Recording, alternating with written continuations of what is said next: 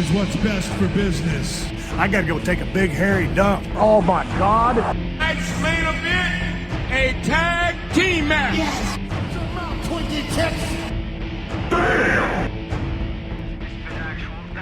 Hello everyone and welcome to the Let's Talk Wrestling podcast, the podcast where we review every segment from Raw, and my name is Turbo Tony. We're here with Matt Marsander. How are you doing there today, Matt? Pretty good today, Tony, and yourself? Yeah, not too bad. We've had to try and cram this in today. It seems like time has been against us.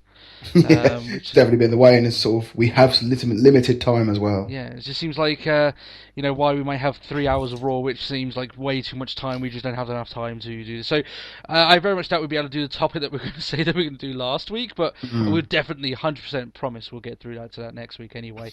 But yeah, there was a lot of things that happened on Raw this week. It wasn't nearly as obviously as eventful as last week's old school Raw, but that was to be kind of expected, really, wasn't it? So yeah. So there was a few bits from the wrestling news over this week. Unfortunately, we spoke a lot about Mae Young last week. She did pass away during the week, so our condolences to her family, which may include the hand that she gave birth to on Raw. May she kick ass in heaven. Yeah, exactly. And we went through this a lot last week, so obviously we don't need to that much this week. But yeah, I mean, I think people knew the writing was on the wall, but there was a lot of full sort of breaking of the news. But it has happened now. You knew as soon as when WWE broke the news that was the final say, and yeah, I mean it's a great glittering career that obviously towards the end of her career was more comedic inspired, but you can't take anything away from her for that. The only other bit of news really wasn't really much this week was in relation to Twitter and Ryback basically going a little bit bonkers. He's known Ryback went mental. He did. Yeah. He's known to do this a few times where he'll go on Twitter and he'll just go a little bit bonkers for like an hour, then he'll delete all of his tweets. We're going to talk about this a little bit more when it comes up because he was on this week's Raw in a wrestling capacity. But it seems like they're trying to kind of make this part of his character now, and we'll go into the reasons why. Personally, I don't think that's a very good idea. Yeah. But he's done this before, and obviously they're trying to maybe kind of tap into that kind of comedic side of him, I guess. I don't know, but we'll see how it goes with there. But apart from that, I mean, there wasn't really much in terms of wrestling news this week. I would say very eventful. I think we're slowly watching the decline of TNA. If you've seen any pictures of their live events, they've been like this for a while, haven't they? With the TNA live events, they've had a lot of. They're very well. I say clever. There's still pictures being put up on Twitter, but they'll pack the side that obviously has got the camera showing, so it's a full crowd. You turn around and it's just empty. They've had that a few times now. I mean, the fact that they're homeless, they're forced to go on the road. They didn't want to go on the road, but they're forced to. Shows all sorts of different problems for TNA. But I don't want to really jump on the TNA bandwagon and just say, TNA is going to go under. It more likely won't. Whether they're going to keep their TV deal is a completely different matter. But yeah, they're not, for a company that's trying their best to grow. They haven't grown for a very long time. They've been steadily declining, which is not the way that they obviously want to go. But yeah, that was pretty much the bulk of the wrestling news. Wasn't really much there, especially with the whole last week with the WWE Network launching. There was a lot of different stuff going on about that and everything. And there is a little bit about the WWE Network, which I'll get into because there was a promo of it on Raw. And there's a few little details that I found out about, and I don't know if you know about this, Matt, but we'll go into that soon anyway. But regardless, let's get straight into Raw recap anyway. If you're new to the podcast, the one thing that we always do on the Let's Talk Wrestling podcast is that we review every segment of Raw. That means every promo, every match. We review it and we give our thoughts. And sometimes we'll talk a little bit about SmackDown, but largely SmackDown is quite the irrelevant show. I know they'll have a lot of matches, and sometimes they'll continue stories there, but even if they'll do like a match that's pretty integral to a storyline, they'll probably redo that match on Raw anyway. So I mean, SmackDown's been the number 2 show for a long time. That's the reason why we spend the time reviewing Raw. That's it. So anyway, show, it starts off with Daniel Bryan as part of the Wyatt family and with the Usos. This was a match that they teased last week with Bray Wyatt and Bryan teaming up. This was the start of what was a really good payoff in this show. And we'll also go into that more towards the finale. But in this particular match, the Usos came over really strong. They looked like they were going to get the win, and the rest of the Wyatt family comes in and, well, quite unquote, makes the save that ends in a DQ win to the Usos. What do you think of this start off to the show, Matt? I mean, I'm quite an advocate for having shows that start off with a match, and this was a pretty good match. Had some pretty good spots in it. I'd say so. I mean, it sort of goes to show. I mean, both sort of showing their praises and that lot for the Usos for a while now, and it was another one of those matches that just sort of they deserve more than they get. Yeah, I mean, it's sort of like they were really just sort of thrown in there as sort of like, yeah, we just need you to beat up another team. Yeah. I mean, that's all it's really been half the time with the Usos. It's just like, and another team. It's like, oh, we need a team to like team up with Punk. Yeah, get the Usos. Yeah, we need a team to get beaten up by the Wyatts. Yeah, get the Usos. It's just sort of like we need two people to get the Usos. But one thing I will say is that in terms of the way they've been booked recently, over the last month or two, they haven't been treated in the same sort of vein of that. I think they've been constantly put. I mean, yeah, I don't think that they're just one of these teams. They're getting victories against the likes of the Shield. They're getting victories against the Wyatt family, and you don't see the primetime players being fitted into these things. They've chosen the Usos to be part of this. So, definitely. I know you're a big fan of the Usos. I mean, you have been since they came in, so you must be loving the fact that they're getting quite a lot of TV time. Definitely, yeah. They get a lot more TV time than the primetime players. It's really prime time. Yeah, if there's any face tag team that's going to take the titles next, then I would point to these guys above anyone else on that roster, because they've been. I mean, more so towards the end of this match, because there was a segment during the show that basically set up a cage match, a rematch between these two. So they were going to have another match. This match wasn't particularly long. It was just a good start up to the show, and like I said, it had a good few spots. It got the crowd going, so it wasn't. Oh yeah, definitely. It wasn't bad in its own regard, but it was there to push the final match, which was obviously the cage match there, and to have the Usos in their first cage match on Raw. I mean, you look through definitely for a start, a cage match on Raw. Yeah, I mean, when you look at a lot of wrestlers, I mean, I don't want to say that the cage match is a definitive meaning that a wrestler is going to be big or anything, but there's a lot of wrestlers that have never been in a cage match on television. The Usos now have that under their belt in the main event of Raw, no less. So, exactly. And it's sort of like, and it was sort of added more with sort of various. Well, we had the stipulation that's like, well, it doesn't matter. There's going to be one definitive winner because nobody's escaping through the door. Yeah. Which I mean, they added the whole door escape from the cage, and I kind of understand why, but it does seem a little bit odd that anyone who went to get the cage, they suddenly just really become uber injured and like are unable just to quickly just roll out of the ring. You know what I mean? Yeah. Sometimes they do the slow burn. It's like, oh no, I'm slowly falling, and the other person on the other side of the ring is crawling over. Yeah, it just seemed a little bit odd. So, but we'll go from there. But yeah, it was fine. It served its purpose, this thing, and like I said, it had a few good spots to get the crowd going. There was like a double jump over the top rope sort of splash from the Usos. As you'd expect. Yeah. They're good. They're good wrestlers, and the Usos get the crowd going. Definitely. And you've got to say, to a degree, they're over. They get the crowd response, so as they want. And they do the whole we say ooh, y'all say so and all that lot, and they get a reply. At least it's not just like when we say ooh, y'all say, and it's just dead. Yeah, just dead, which happens. Like it's not like an R-Truth what's up. I knew exactly where we were going with that, the whole R-Truth. Because sometimes you do it, and sometimes you'll get like 5 people just say what's up back to him. It's not very good. Nah, they get response. Even though it just seems a little bit odd sometimes when you've got JBL getting on the bandwagon. It just kind of seems like someone's granddad is trying to be hip, and they're not really getting it. Sort of thing. Not like, that I'm saying, Dad, shut up, you're not cool. Yeah. So anyway, we moved on onto a match that I actually really enjoyed on this show, and I know a few people may not have for whatever reasons, but I really enjoyed this. It was Damien Sandow against John Cena, and I enjoyed it actually. I enjoyed the match as well. Yeah. The reason also because it wasn't Cena in the main event. Yeah, I mean the reason why I like this match is because it was all killer, no filler. It was. Oh, definitely. There was no. This was a very. It wasn't a very long match. It wasn't nearly as long as some of the other matches on the card, but it was better than a lot of the matches that were on the card. Funny enough, because it was good, near falls, finishes, a lot of slams, a lot of a lot of really good moves. It was. It worked. It worked really Sort well. of a lot of desperation parts as well, because it's just like, oh, are they gonna? No, oh, we could actually, no, oh. Yeah, I mean they had a really good match when Sandow cashed in Money in the Bank and lost, but regardless on the whole sort of politics surrounding that, they had a good match. So obviously Sandow and Cena have got some chemistry there in the ring, and that can only go well for Sandow to eventually.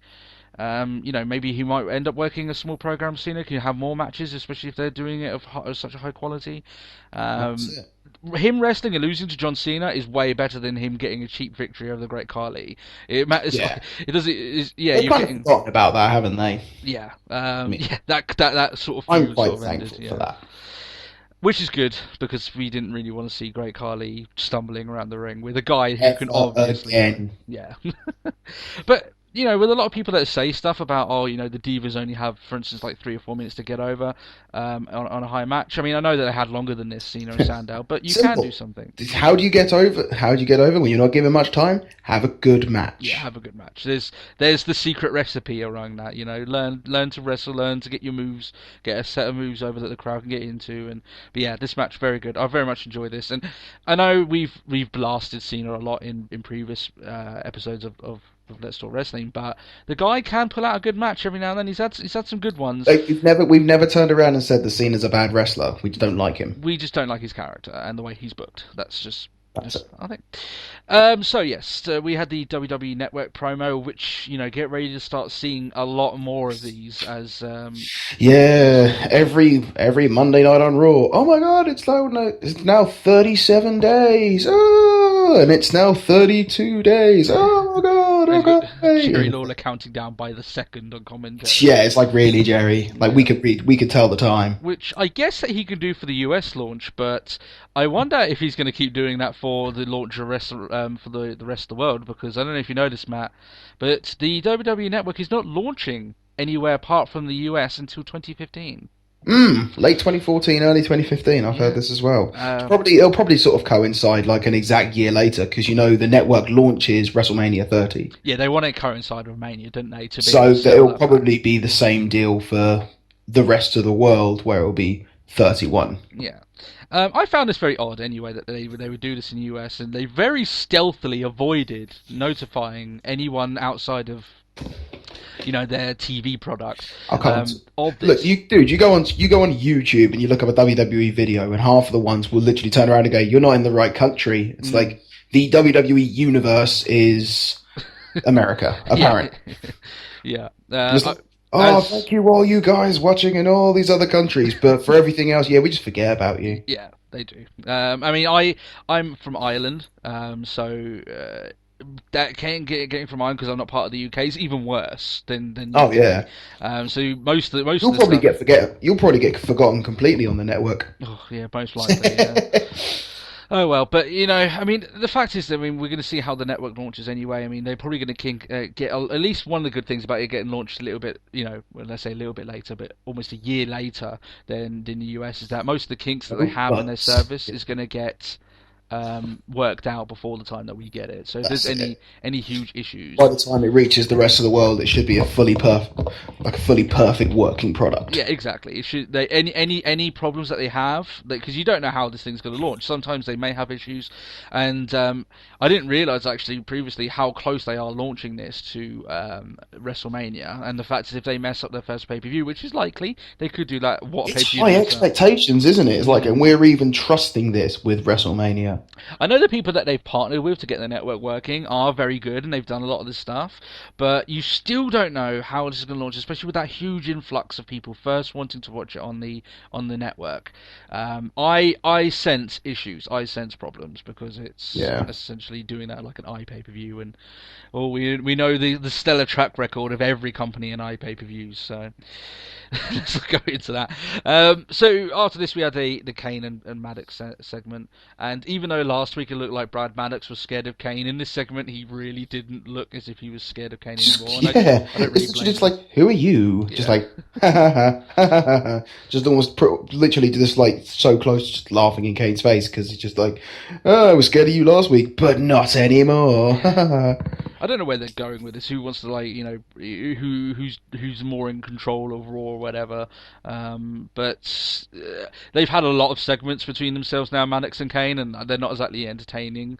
They're just there to announce certain things, and they did announce the fact that there would be a cage match later in that night for the Wyatts and the Usos. So served its purpose, but yeah, it just seems like Maddox. They went through this whole segment last week of Kane explaining why Maddox should still be scared of him, and this week it just looked like Maddox just did not give a shit. So when Brad Maddox isn't scared of you, you've lost a little bit of credibility as a monster.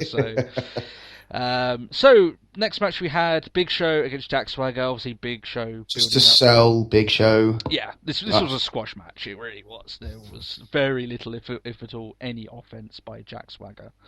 And yeah, I mean, it's all, as you said, this was to try and build him up for Brock Lesnar, and if Brock Lesnar does not show now until the Royal Rumble, you can expect another squash match next week from Big Show. That's it. That's the way it'll be. I mean, one of the more noteworthy things of this, which I found very odd. So yeah, Big Show gets the victory, chokes down Jack Swagger. Just destroys him. Standard. Yeah. And there's an altercation where he gets in the ring and Zeb Coulter is, in there, and Big Show decides, I want to punch this guy, Suddenly it's just like, you've done nothing wrong against me, but I kind of feel the urge to punch you. Yeah. But the issue I found with this, obviously, is that there was a bit of a crowd response to the fact, and commentary kind of caught on this as well. Big Show didn't grab him by the hair, he didn't grab him by the shoulder. Big Show decided to get a big fat handful of Zeb, of prime Zeb rump. Yeah. Prime Zeb rump. Oh god, that's. we're going back to the kosher butcher now. Let's stop. Yeah. Okay, so we've got a WrestleMania match set there. Zeb Coulter against the kosher butcher. No. That's your quote of the week, by the way, Matt. Congratulations, you got that in early this week. Yeah, you're on form today. But yeah, he knocked him out after giving him a wink. Anyway, it just looked like maybe Big Show was coming onto him after grabbing his ass and winking at him. And then school ground rules kind of can say that if you're being mean to someone, then you kind of like them. So maybe we're seeing a romance here blooming between Coulter and Big Show. Suddenly, just puppy love, just like oh. Oh dear. Okay. I just got the idea of them having like a wedding with Slick in it as well. And. Just stop you. Just you bonkers, right yeah, very bonkers. Let's go. Yeah. Let's move on to the next segment, yeah. We had a new Batista promo, which is good because they had been airing the same Batista promo. The one thing is, I'm a big fan of Saliva. I mean, even before, Batista sort of came along with them for his entrance music. They played a different Saliva song. Yeah. I know I haven't listened to that album in years, and I was like, I remember this song, and it was good. I enjoyed it. Yeah. I mean, just to be perfectly honest, it was another Batista promo, and yes, I am excited. Yeah, of course, yeah. I mean, one thing good. I mean, a lot of people have been, some people have been saying as well. Oh, yeah, Batista's come back. He was getting stale towards the end. When you say stuff like Batista's getting stale, you have to put him into sort of category of like John Cena and Kofi Kingston. If you put him next to those guys, he is not stale. There was just they're nowhere near. And obviously, he's been away for 4 years. I'm excited to see what kind of what shape Batista's going to be in. Like he's meant to be in his best form. Well, yeah. Sounds like a really odd version of Dragon Ball, sort of like return to his mightiest of forms. Batista has reached his ultimate form, yes. But one of the things that I'm a little bit worried when it comes to Batista in terms of his match quality when he comes back. The guy is not young; he is getting on a little bit now, and he may be in fantastic shape. But when you get a bit older, your cardio starts to, unless you're like the likes of Chris Jericho, who just does not agree with the laws of aging and physics, and continues not to blow out in matches. I can see Batista maybe in his first few matches. I mean, at the Rumble maybe not, but in his first few singles matches, if they go on for a long time, you might see him blow out and not have the stamina to continue going at that. I don't know. I don't think we will see anything like that. You do?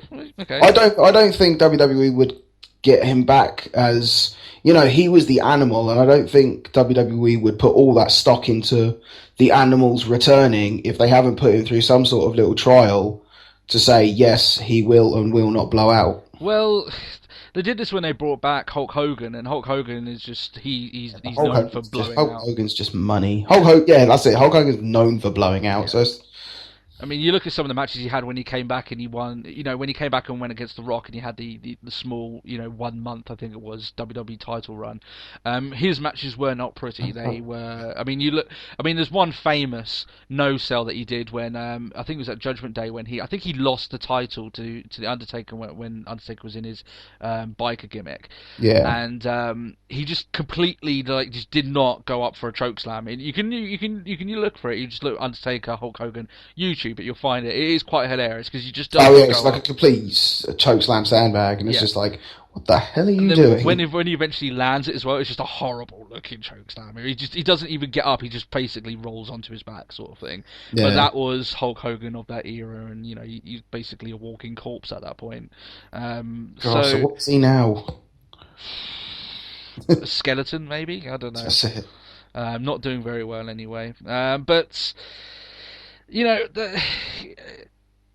Obviously the way they're bringing him back, especially when he comes back at the Rumble, he's not going to have to do that much, Batista. So yeah, I can see that. Obviously they're going to bring him in slowly, and the matches the first few matches he's going to have back, they're going to be very quick squash matches. He's not going to go straight in and have a 30-minute match against Del Rio. That's not going to happen. Oh God, no. And we'll get into that a little bit later with Del Rio's match. But yeah, you can tell him that he's going to be built up, and maybe for WrestleMania he'll have a big. I imagine he will have a longer match for WrestleMania anyway. Oh yeah. So we'll definitely be at WrestleMania. Yeah. So, yeah, just kind of summarising that, I'm glad that they're putting these new promos. WWE sometimes will just do the same promo over and over again, and yeah, sure, we're excited for it, but it's good if they do different promos, show different parts of his career and all the reasons why we should be excited for him to coming back. It doesn't take much for them to get. They've got some really good video package guys that work for that company, so the more that they do... I mean, even on the WWE YouTube, like the current top 10 is the top 10 Batista bombs. Exactly, yeah. They're building up this guy, and to give him different promos rather than the original one is the way to go. So, yeah, fair enough. And I am excited for him to come back next week. Obviously, now is when he's going to come back. So that's it. Anyway, moving on, we had the New Age Outlaws who have been enjoying a little bit of a surge. They did this as well when they came back. They did it last year. Like it's just exactly the same thing. It's just a repeat. Yeah, they're going to be back, and I could tell that in this particular segment, I think this is the end of their ring run, even though. I think they're going to have another match against the Brotherhood or something. They're rumored to be at Rumble for the titles. Yeah. Okay, well, in which case, I think after then you're not going to see them, and especially with Mania season coming round. And rightly so. While I like to see the New Age Outlaws, they are not... I wouldn't hold them in the same regard of reinventing themselves as I say with Goldust. Oh, well, they're the same way, yeah. Yeah. So while I could definitely see Goldust in the likes of building up towards a WrestleMania match, the New Age Outlaws, they're great for coming back every now and then, have the odd match. They could obviously still have a good... sort of involvement. Oh yeah, you'll always get a you still got it chant out when it comes to the New Age Outlaws. Yeah, because it's true. Yeah, exactly. Yeah, they can still go, but in that terms, I'm kind of glad that they're short and sweet, shall we say? They don't overstay their welcome. They're welcome, the New Age Outlaws. It's a lovely little sort of like nostalgic smile, and then they're off again. Exactly. So they teamed up with CM Punk, and they went on a 3-on-3 with the Shield, and do you know one thing? Before we even carry on with this, do you know one thing I really disagree with? Why the fuck did we get a "You Can't Wrestle" chant for Seth Rollins? Yeah, I don't know. And I was just like, I heard that, and I was just like, you what? I originally got it wrong. I thought they were saying "You can wrestle," but when I listened in a little bit more, I was like, oh, wait a minute, they were trying to do it because obviously it was a bit of a lull in the match, and obviously they were trying there. But there's much more people on that roster you could chant that to, and it would be viable. Seth Rollins is not one of them. Seth Rollins is not the sort of person you can shout a "You Can't Wrestle" chant to. That guy can definitely go, and it makes them look a little bit silly, if they're chanting that, to be fair. Yeah. Not as silly as Baltimore, because they had no fan response, and any fan response is better than no fan response. Baltimore, you get a "You Can't Cheer" chant. Yeah, exactly. Yeah. There you go. That's what we say. You thought Baltimore. Any listeners from Baltimore, you thought that you were spared this week. No, we remember. So in during this match anyway, which was it was a decent. It wasn't a special match. Definitely wasn't one of the Shield's best matches. But it was essentially about the New Age Outlaws walking out on CM Punk. Obviously, they're building up to some sort of feud with Triple H and CM Punk, and this is a way to. Well, yeah, that's it. What better way to do it than with members of D-Generation X? In that sense, it kind of makes sense, doesn't it, really? They are Triple H's guys, they're part of his faction, DX, they work for him, the New Age Outlaws, but, Billy Gunn and Road Dogg, they actually work behind the scenes. They're known to work behind the scenes by, and also trainers as well. Not just the likes of Yumi, but general wrestling fans would kind of know that as well. So yeah, it would make sense. They're doing what their boss tells them, and it kind of goes with this sort of theme that Triple H, he says that he does everything business, but he's a bit shady and everything like this. They've been running that character since. But he's a bit shady, like everyone who does business in the WWE.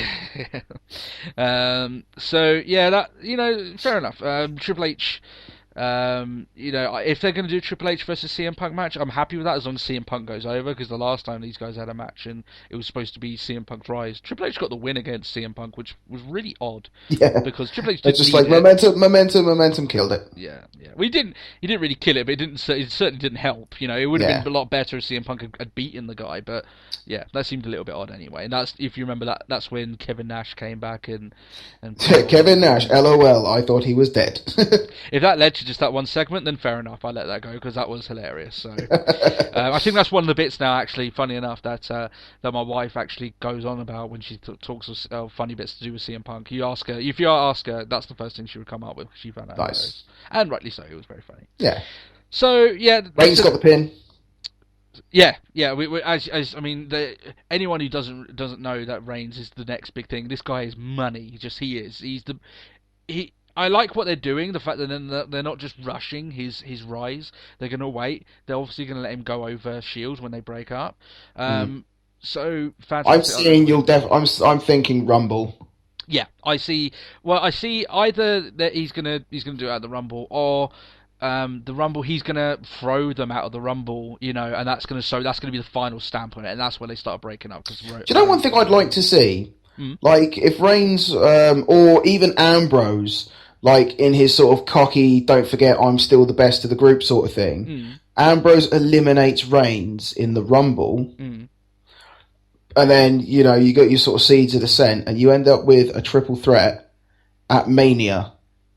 Well, I understand. That sounds good in premise. I don't think it will.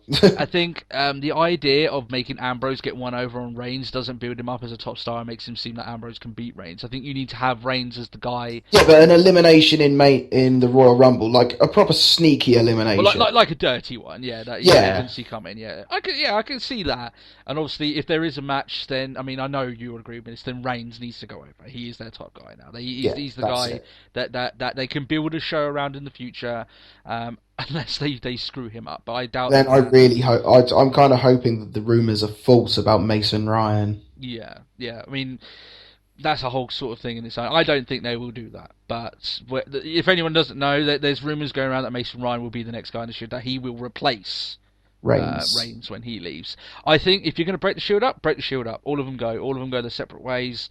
No replacing members. No replacing members, because they did that with the Nexus, and the Nexus was never the same again. Well, the Nexus was never the same after Cena, basically. After Cena. The whole Cena debacle, which. But, which actually, funny enough, I was listening to the Let's Talk is Jericho podcast, and he was talking to Edge about that. And they didn't agree with him going over, and apparently Cena did it, and he regretted it. So if anything says that, then with them going over the Nexus at SummerSlam, they had the 7-on-7. They wanted Barrett to go over and win against Cena for his team, for Nexus to win. Yeah. But I haven't heard that one yet. Yeah, it's a good one. His podcasts are pretty good, so I would recommend that to anyone, especially if you enjoy the likes of Austin's podcast. The first 2 episodes of Jericho's is Austin and Jericho together. Yeah. So yeah, it's pretty good, and because I've listened to the first Edge one, I just need to listen to the second one. Yeah, the second one's more sort of like nowadays, and they talk about their matches and that's cool and everything now. But yeah, So we'll move on. We had a Bray Wyatt promo for the cage, and I mean, one of the things I said with Roman Reigns that there's money all over this guy. There's money all over Bray Wyatt. More Bray Wyatt gold. This guy does not let up, and he had a really good promo on this section. I'm looking forward to his promo after what happened at the end of this show next week on Raw to set up a possible match that he's going to have at the Royal Rumble. But yeah, he's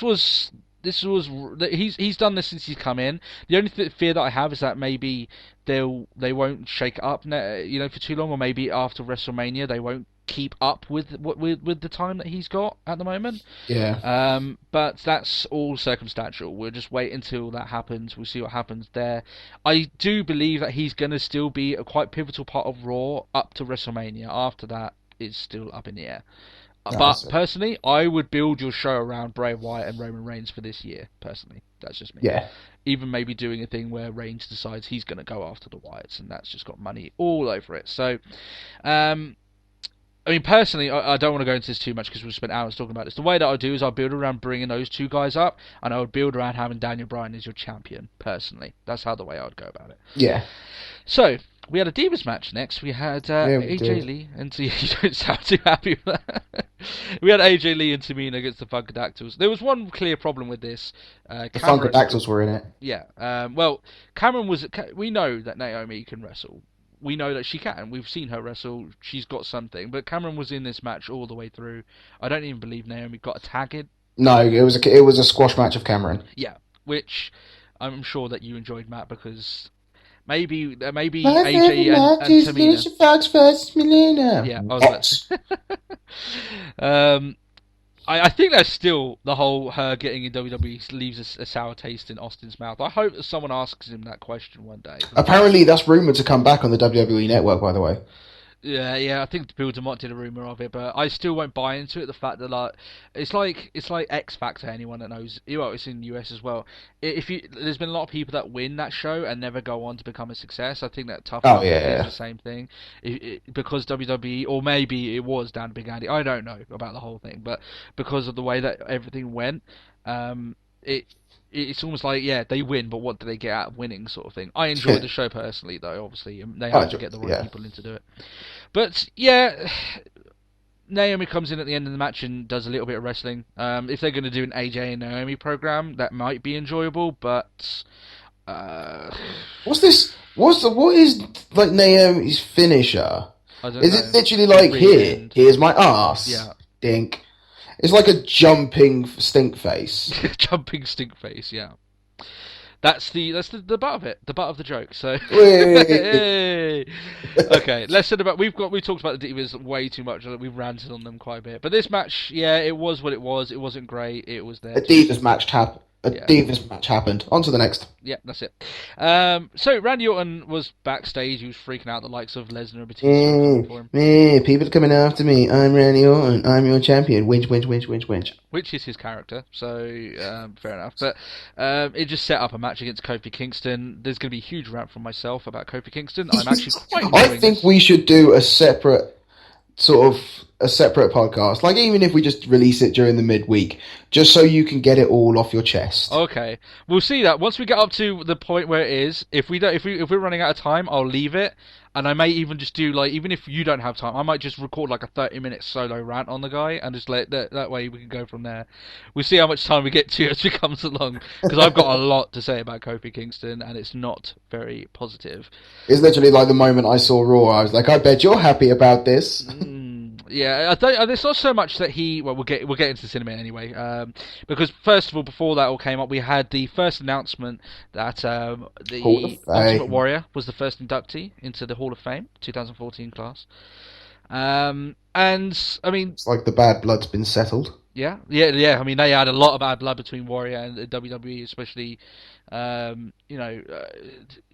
after he left the company, obviously, and then he had the time in WCW, which was awful. He just had some really bad matches in WCW. I don't think Ultimate Warrior will ever be remembered for his everything. I don't think Ultimate Warrior will be ever remembered for his wrestling class. He wasn't very good at wrestling. No. But he was a larger-than-life character. He was a larger-than-life character. He was he was big, he was flash, he was loads of colours, and kids loved it. Yeah, I mean, when I was growing up and I was starting to get into wrestling, my first guy I really got behind was Bret Hart because that was the era. But when my brother was getting me into wrestling, he was all about the Ultimate Warrior, and it's not hard to see why, because especially down in that age of kayfabe, where isn't as readily available for us to know what's going on backstage.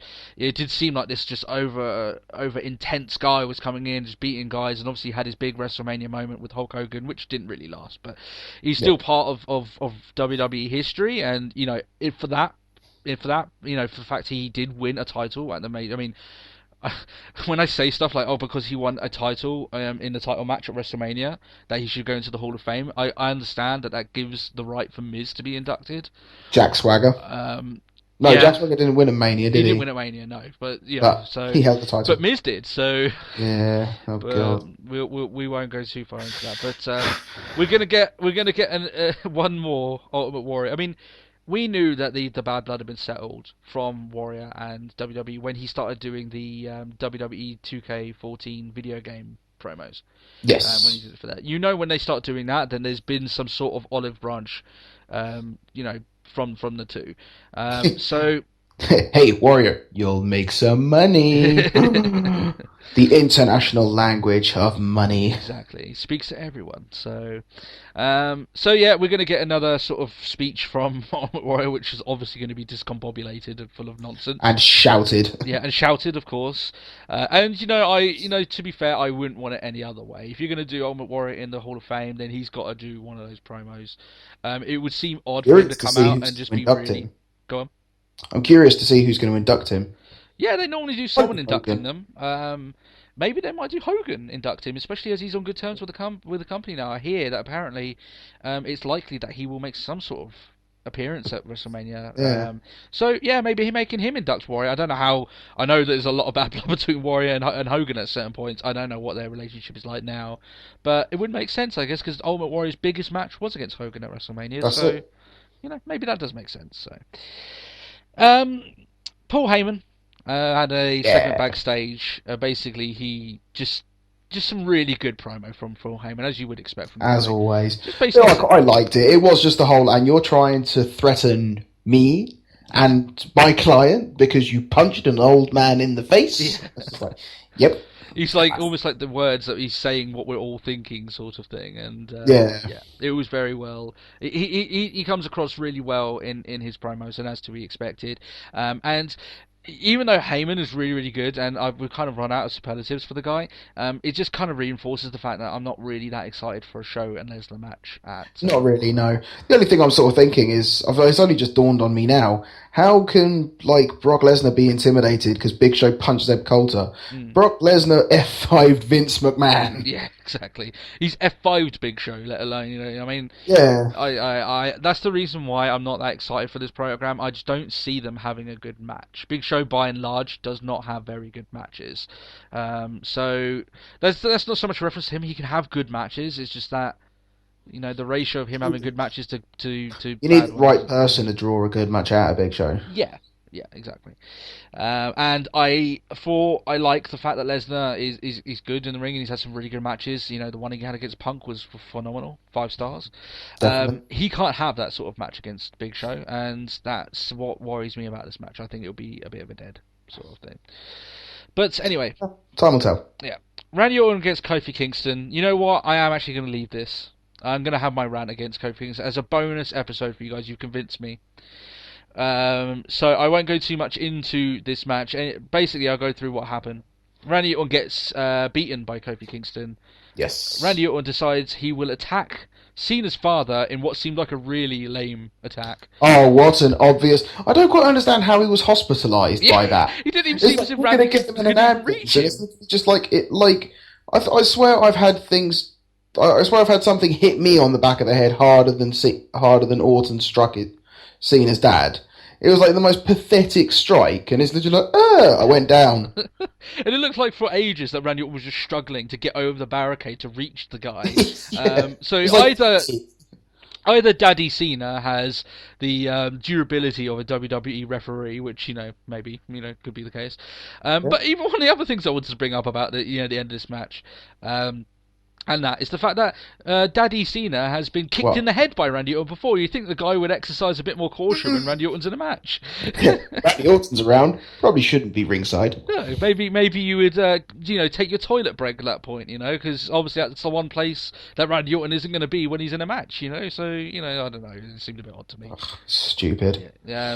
But yeah, the whole sort of idea about Kofi Kingston, I am going to skip over that because I will spend far too long speaking about that. I will do like a bonus 20-minute extra for you guys, and I will talk about all the reasons why Kofi Kingston is not getting a push. So rage, or all the reasons you hope he's not getting a push. Oh no, all the reasons I hope, but I know he's not getting a push. I can go through multiple different reasons why. So I will go through that. Whether you get time to listen to that firsthand, Matt, or I do that solo, we'll see how that goes as the weekend goes. I'll probably enjoy listening to that firsthand. Just sit back and enjoy. So open the popcorn. Yeah, there is a lot to say, and I think I could probably do about half an hour just on that. So anyway, we'll move on from there. We'll do that as an extra for you there. Ryback went against. I still hate saying Ry. It just sounds like a laxative. It is a laxative. Just. They was just sort of Google Ryback, and it's just like clear your bowels. Yeah.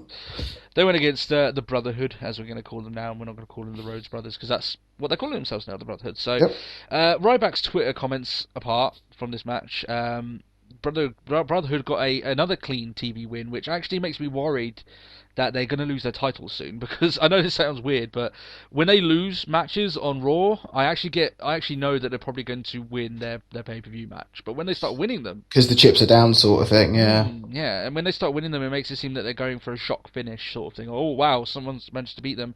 And if they're going to go for a Goldust Cody Mania match, then maybe the seeds for that, maybe it's a little bit too early to sow the seeds for that. Maybe they need to make them lose it at the Elimination Chamber, but if they are going to have a match, then they need to pick a team that's going to take the belts off them soon. That's worthy. Yeah. Usos. Yeah, in my case, I think it would be the Usos. I think that, if you want a heel team to win it, then you can't go much wrong with the Wyatt family, personally. I don't think you can go. The Wyatt family aren't really set up as proper tag team division. If you make Harper and Rowan the champions, then I think that's fine. You're not going to have Bray Wyatt. Oh, you wouldn't have Bray in it, no. So that's okay. But if they want, there's not very many heel tag teams at the moment, is there? There's not that very many tag teams. No. Remember. Even the Real Americans, are they heel at the moment? They're meant to be heel, but you definitely hear a "We the People" chant. I don't think they wanted such a huge "We the People" chant, to be fair, but it kind of happened anyway. Probably because I think it's because more people like Cesaro than they do Swagger, but. Yeah. And I think, Cesaro still gets he doesn't get any sort of heel response from the crowd. People generally want to see him wrestle. So he gets a good crowd, especially when he goes for that giant swing. Everyone's up for that. Everyone wants to see that, and rightly so, because it's just bizarre how he can do that for so long with that amount of weight, especially when he did that against Great Khali. That was... Yeah, I thought that guy was going to elevate through the ceiling and actually gain flight. So, just helicopter away. Yeah, that's it. It wasn't really a great match. Really. No, it was a really bland match. It was just nah. What a surprise! Goldust got beat up a little bit, and Cody came and finished the job. Yeah, it would have been really shocking if Ryback had actually beaten these guys. They've got no stock in either Curtis Axel and Ryback. We've been saying that for a number of weeks now, and that continues to happen. And even though they're going through this whole thing, Ryback's going a little bit bonkers on Twitter and everything like this, that's not really a good change for his character. You know what I mean? No. That this guy is just going weird. That's not. That's it. We go from the hungry face to just the whatever. Yeah. And to go crazy heel, and it's just like, no. We've got our fair share of crazy in Bray Wyatt. We don't need another crazy. Yeah, if you're going to do crazy, you need to do it like that, not like this. This just seems a bit pathetic at times, really. But, the fact is, it doesn't really matter. Ryback and Curtis Axel are dead anyway, so it doesn't exactly matter what they do with these guys. They are jobbers now, essentially. That's it. So, The next match we had was Mysterio versus Del Rio. This was another match to basically build Del Rio up, so he can get torn apart by Batista. Are you under that same sort of thought track? Oh yeah, pretty much. I mean, it's just like, oh yeah, I'm going to beat Batista when he turns up. No, you're not. Like, you're not going to beat Batista when he's making his big return. Like, to think that you can win is just foolish. Yeah. I mean, I kind of applaud WWE in the fact that they aren't just going to give Batista just a random guy to wreck to bring in. At least they're trying to build up someone for him to beat. But yeah, I mean, Del Rio's beaten some of the best in the past. Well, I use the term some of the best, but loosely. But, you know, he's beaten Cena and he's beaten Orton and people like that. So, you know, people that at one point were Batista's greatest rivals before he left. Yeah. So at least you can sort of look at Del Rio and go, he is actually a valid contender. Yeah. And they've given him guys to beat. They've given him given him Sin Cara, they've given him Mysterio, and they're probably going to give him someone else. Well, no, actually no, because obviously next week he's going to have his face to face with Batista more than likely.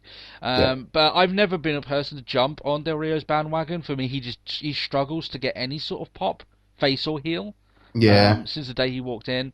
And that's just because I don't think he's very good on the mic. Without Ricardo, he is nothing. Yeah. For a very long time, especially when he was face, Ricardo was far more over than Del Rio was, and you know you've got troubles when your announcer's above you. Exactly, and you know, now, I mean, there's a lot of stuff about the whole Del Rio character that they stripped away that made him special. When he used to come in with those cars, they're gone. Even some of the pyro used to come in with like the falling gold, yeah, like the gold sort of thing. Yeah, Yep, that's gone now. It just comes in with a flag. Yeah, that's pretty much it. Jim Duggan came in with a flag. Yeah. You're not as memorable as Jim Duggan. But, you know, at the end of the day, he's walking through a flag of Mexico in the US. I know they're friendly nations or whatever, but it's not exactly going to get the same pop as Jim Duggan walking through with the American flag. Oh, yeah! Exactly. So, yeah, fair enough, but you know that he's basically being fed himself so he can get fed to Batista. I just realised we might see Jim Duggan at Royal Rumble. He always turns up at the Rumble. Yeah, why not?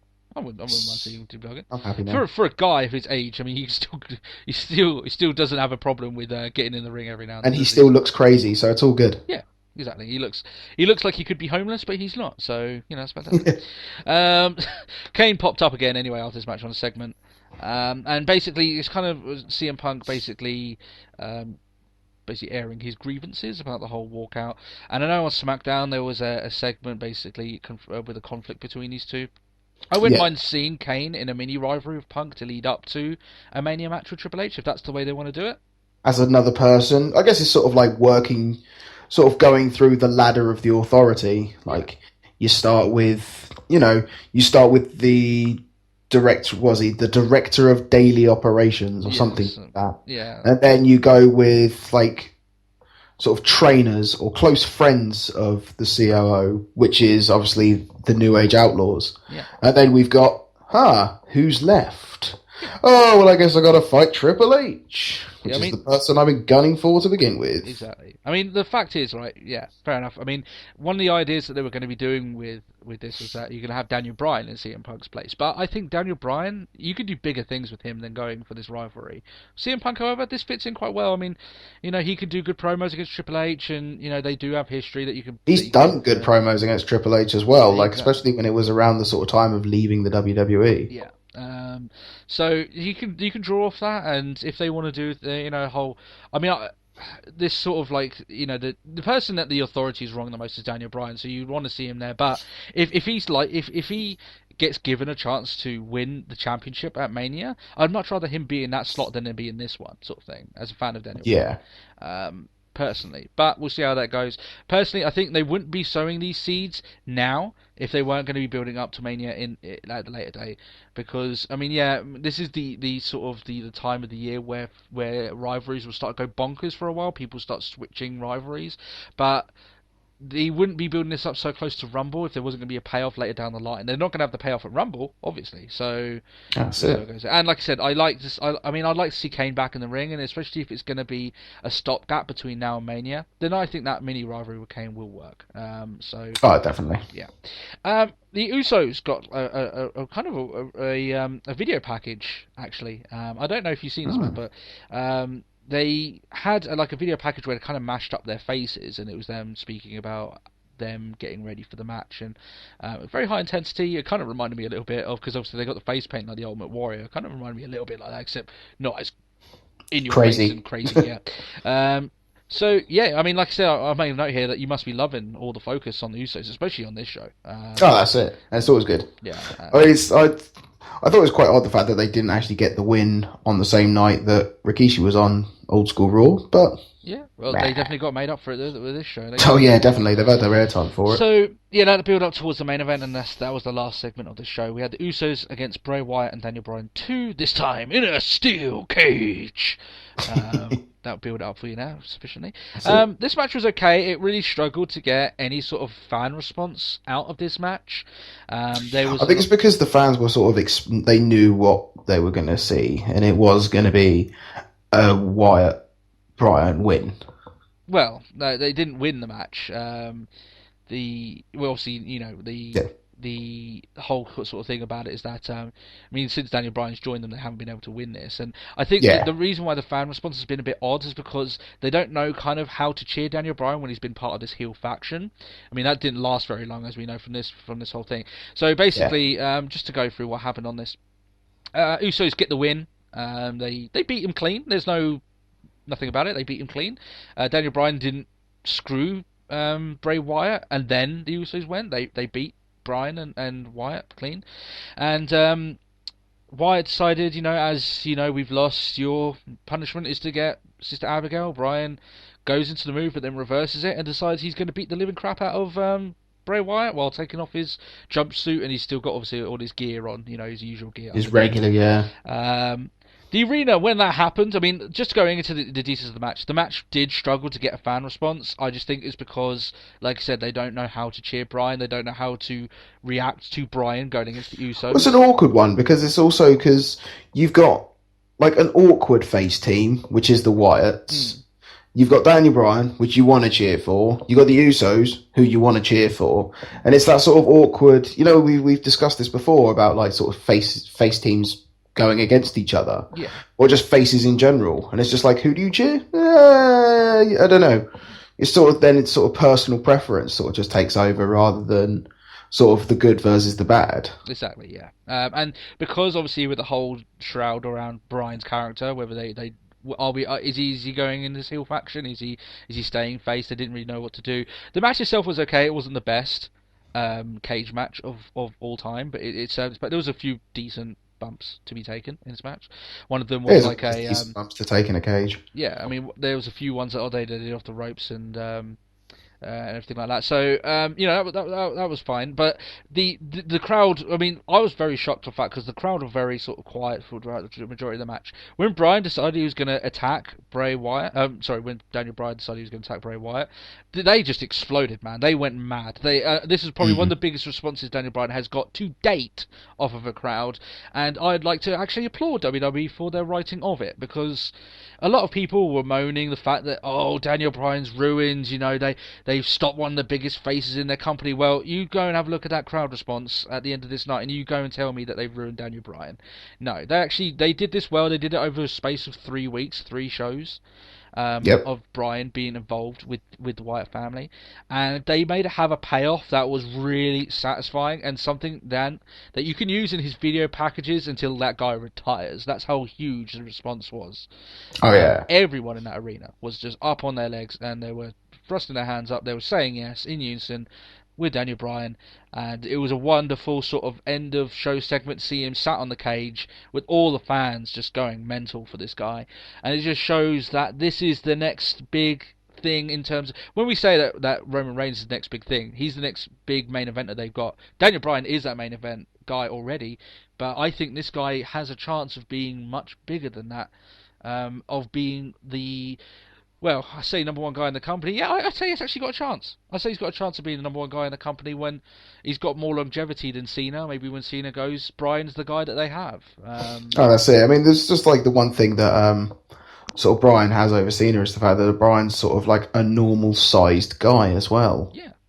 And sort of it's that sort of thing. It's just like I know they go on about like Rey Mysterio being like the ultimate underdog, or like was he like the biggest little guy or something like that.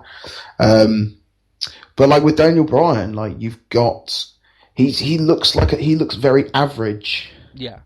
And he's very much the average Joe character that people can sort of get behind. Yeah. But overcoming some really bizarre odds.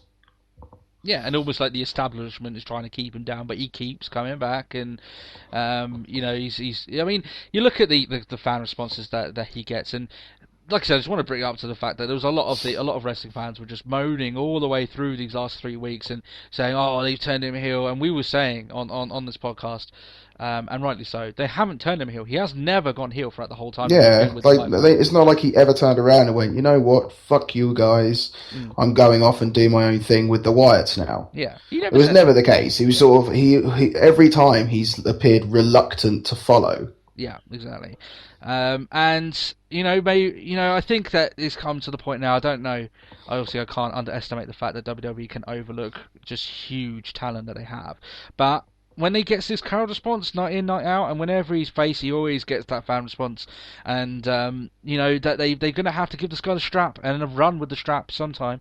Eventually, yeah. If there was anyone in the company that I would pick to be the next champion, it's a toss up between Batista and Bryan. It has to be because you can. They say Batista comes back and wins the Royal Rumble, or I can see him getting screwed out by Del Rio out of the Rumble, maybe setting up a small program with them, which I wouldn't want to see, but that's a whole different thing.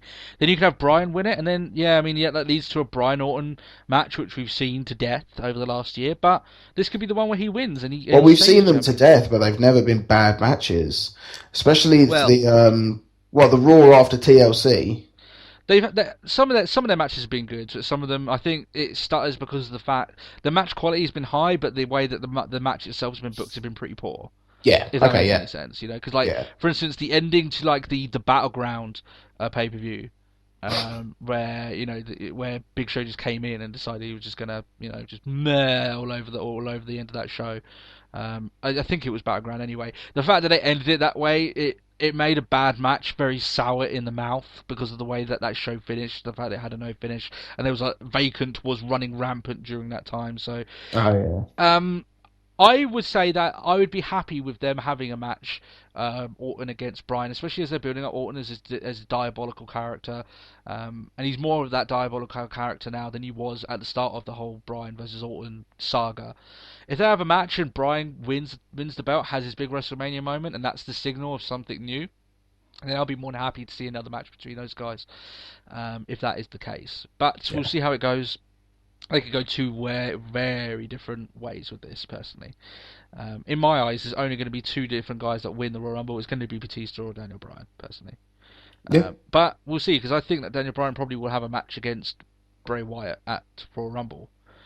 Or maybe you'll have it later, I don't know. But we'll find out on Raw anyway if they do have a match. And if they do, then that takes him out of the Rumble. So, be that as it may. Not necessarily. People have pulled double duty on Rumble before. Yeah, but none of them have won the Rumble. Oh, yeah, I mean, no, none of them have gone on to win the Rumble, but they've turned up again. Yeah, exactly. So, that's actually wrapped up here. Like I said, we only had about an hour to wrap this up. We've got like 5 minutes left of the podcast, so I think we've done pretty well. Quickest one ever. Yeah, quickest one. Well, you're going to get a bonus one because sometime I'll probably end up recording it late Sunday, putting it up on Mondays just before Raw, so you can listen to that. I will do my rant on Kofi Kingston, just to kind of reiterate. It's not going to be like one of these just bad rants where I just go, oh, this guy. No, I've got very legitimate reasons why I don't why I get annoyed at the fact that fans get behind Kofi Kingston or him as a character. We'll go all into that. As put it, the most powerful sleeping pill. Exactly. Kofi Kingston. I used to call him Mr. Sleepies for a very long time. But I'll go into all those reasons anyway, and that should be I'd say about 20 minutes worth. So I'll get that done and put that up on the channel. Next week we're definitely going to do that topic, even if we have to do it before anything, just to make sure we get it out of the way, because we've been trying to do this for 3 weeks now. We're gonna, if you didn't know anyway, just joining us, we're going to talk about WWE's bloated roster. We're going to be talking about the wrestlers that are suffering due to the fact that they've got too many people on the roster and not enough time. The like of Mike time to these guys, and all the people that have in developmental. We're going to be looking into reasons why WWE may also be trying sort of a really bad tactic of just throwing talent at their fan base to try and get another Stone Cold or John Cena. So we're going to talk all about that anyway next week, and we're going to go into a lot. I'd say that's going to be quite a lengthy conversation, because there's a lot of people that we have to talk about in that particular topic. There's a lot of people in developmental that we want to talk about. Definitely. And a lot of people that have tried for WWE. We're gonna talk all about that anyway. It's quite a large subject anyway. So yeah, definitely. So if you did enjoy the podcast, like us on our YouTube, share as well. We want to try and get this out to as many ears as we can, and we put a lot of effort into this podcast, and we take time out to not only watch Raw, which is obviously 3 hours each week, which in our busy lives is quite hard to do, but we do all our preparation. So if you do enjoy the podcast, we really appreciate it if you share it around, get the voices heard. If you want to send us any questions to myself or Matt, leave us a comment here, and we'll build them up and we'll do them, and I will let your name know when we do the questions as well. So I'm not going to say, oh, this person, I will have it on there just so you know that you've been on Let's Talk Wrestling podcast. Also, one other thing for me to add on as well, if you do want the file on audio form, just send me a message. I think most people enjoy watching it on YouTube, but I'll be more than happy to put it up on our Podbean if it is requested, and it will be up very quickly. It doesn't take me very long. It's just that our Podbean can be a bit poxy to get stuff up on there sometimes, so that's the reason why I've been leaving it off the last couple of weeks. But I'll be more than happy to put it up there if it's possible. Is there anything else you have to add on there, Matt? I have very little left to add. Not that we can sort of cover in only a matter of minutes. Exactly. Yeah, I mean, left breathless after all that YouTube spiel and all that kind of plugging our own show. It will roll off the tongue, I imagine, as the weeks go on. But this is Let's Talk Wrestling episode 8. So we're getting week 8. It just seems like yesterday we were just relaunching this thing. So thanks to everyone that's come for the ride, and we'll see you again next week for the return of Dave Bautista. Yeah. Alright then. Bye. Thanks a lot, guys. Cheers, mate. Bye-bye.